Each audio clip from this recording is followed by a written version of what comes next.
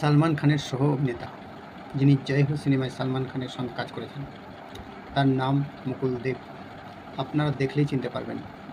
সেই মুকুল দেব মাত্র ৫৪ বছর বয়সে ইহলোক ছেড়ে পরলোকে প্রস্থান করলেন। তিনি বলিউড, টলিউড এবং দক্ষিণী সিনেমাতেও কাজ করেছেন।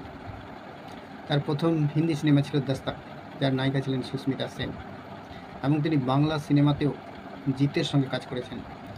তার বাংলা সিনেমা হচ্ছে আওয়ারা, বচ্চন এবং সুলতানের মতো সিনেমা করেছেন বাংলা অভিনেতা জিতের সঙ্গে।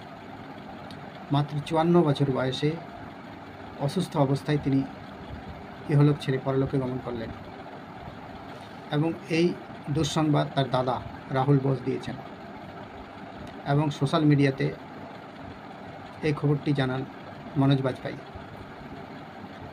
তিনি প্রত্যেক বিভাগে কাজ করেছেন, নায়ক খলনায়ক ২ বিভাগেই তিনি কাজ করেছেন, এবং তিনি একটি হিন্দি সিরিয়ালও করেছিলেন যার নাম ছিল মুমকিন।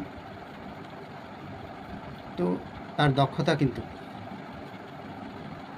সব দিকেই ছিল, যাকে অলরাউন্ডার দক্ষতা বলা হয়। সেই অভিনেতা মাত্র ৫৪ বছর বয়সে ফিল্ম ইন্ডাস্ট্রিকে ছেড়ে প্রস্থান করলেন।